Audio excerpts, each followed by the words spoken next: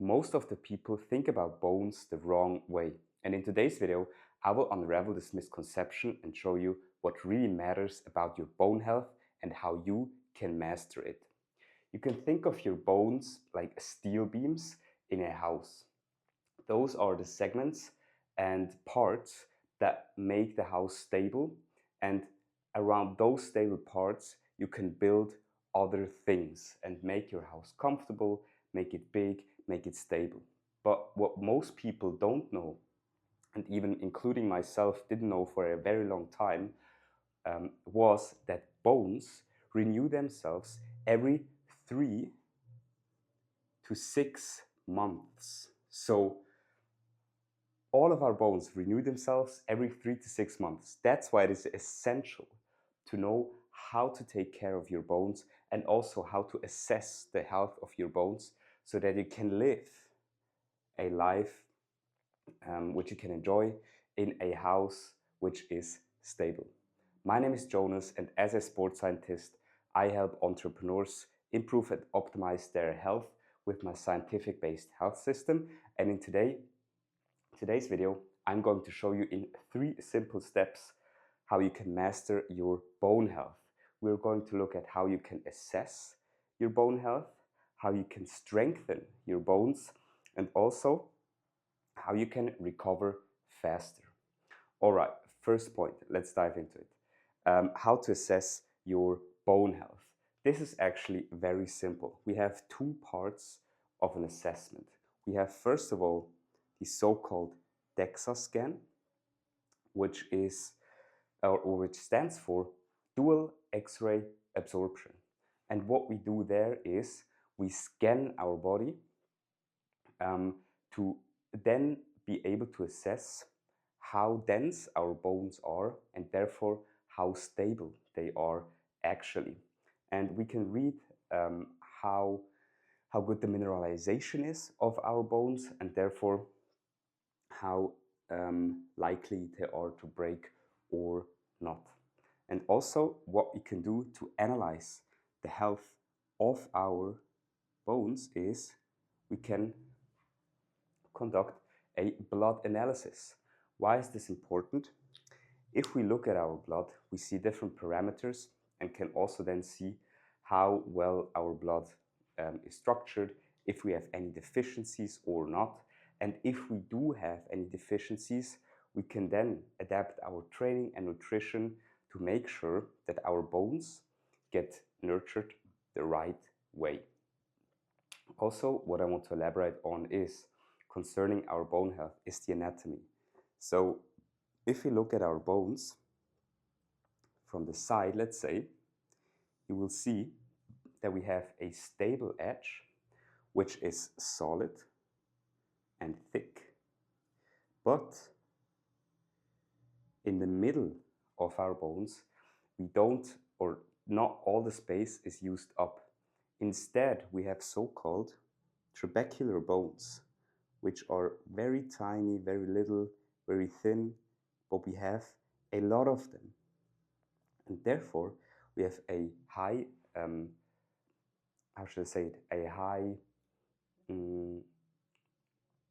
or a good way of construction to make sure that our bones are not as dense and therefore light, but still can endure a lot of pressure and therefore not break so easily.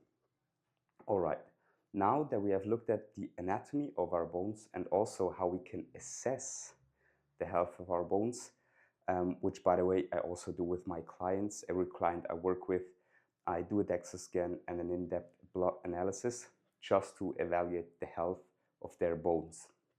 Because if we do not evaluate the health of our bones, we might be at risk of osteoporosis, and if we do not detect this, our bones are then more susceptible to break.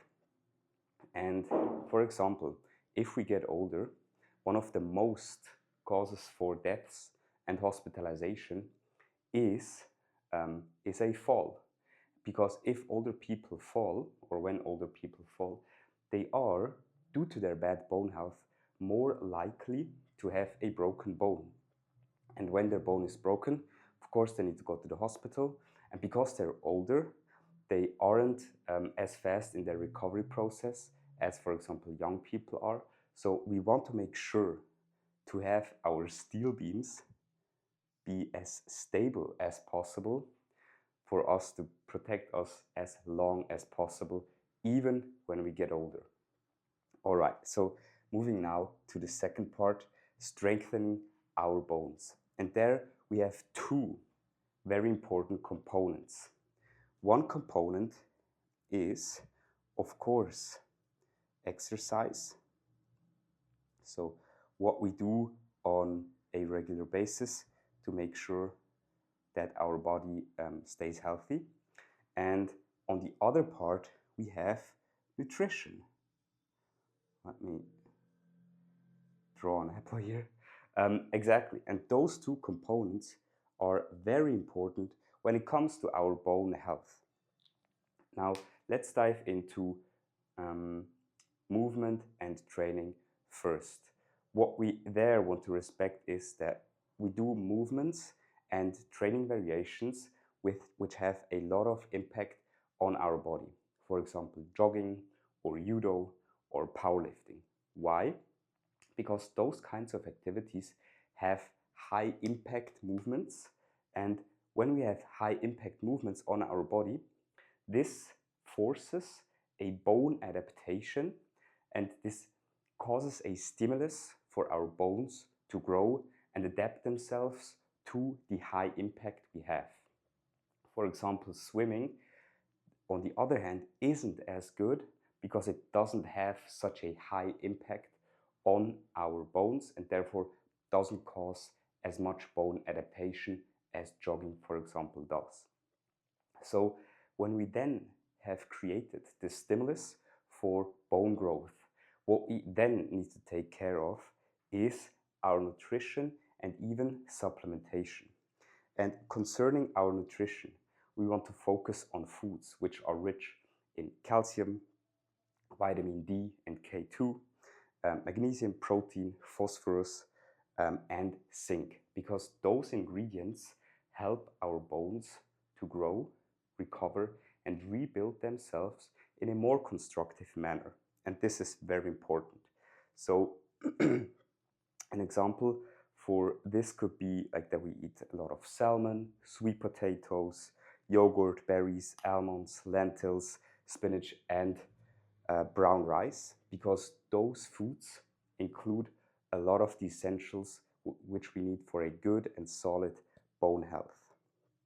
Also, what we want to pay attention with is the amount of caffeine we consume and salt we consume. Because if we consume too much coffee or salt, this may limit our calcium absorption, which we intake by our food, and therefore decrease the bone health. Also, we want to pay attention with drinking a lot of soft drinks, because if we do so, we might disturb our phosphorus balance in our body, which isn't good for our bone health, because it disturbs the calcium balance as well.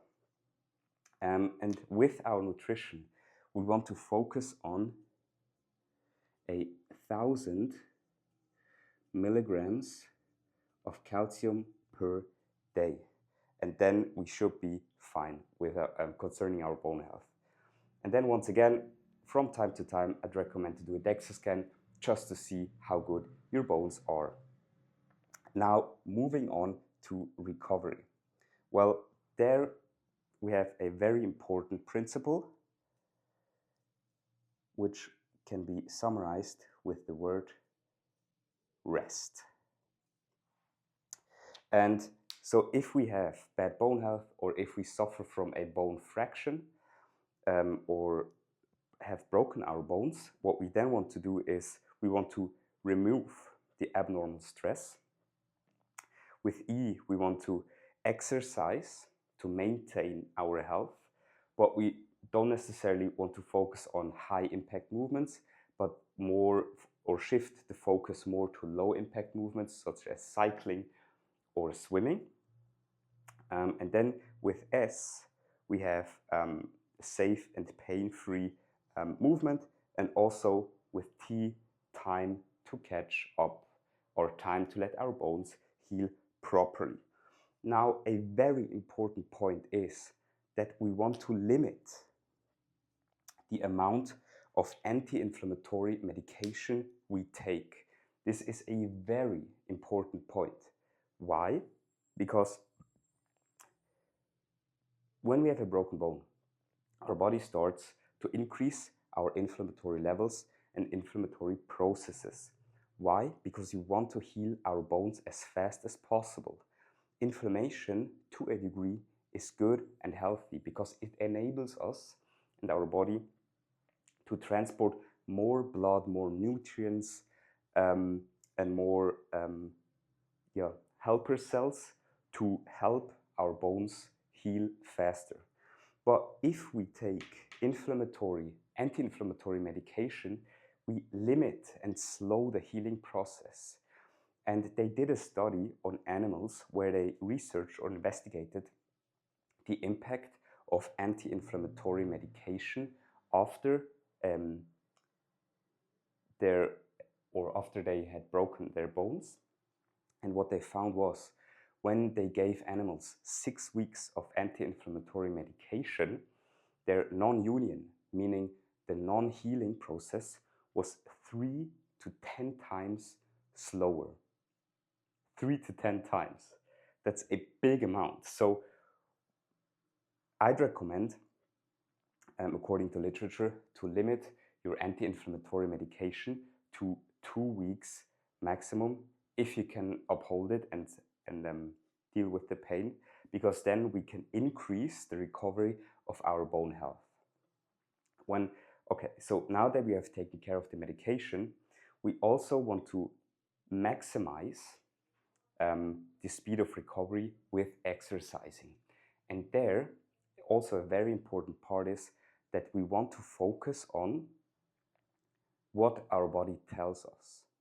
For example, if we have a healed bone, this takes roughly around 6 weeks, we can then start with exercise again. And we want to adapt our load to the answers our body gives. So if we do not feel any pain, we are safe to increase our load so high and so fast until we start to feel some kind of pain or some kind of things which feel uncomfortable, and then we know, okay, we can't go any further. Because the thing is, if you just follow a traditional plan, recovery plan, it can be that you have a load which is too high for your body or too low. And the best things, and I've also talked with athletes about this, is to just listen to your body. Listen to what he says to you or tells you, and then adapt the load and speed of increasing your training volume, because then you can perfectly adapt your recovery process to your own body and your own regeneration.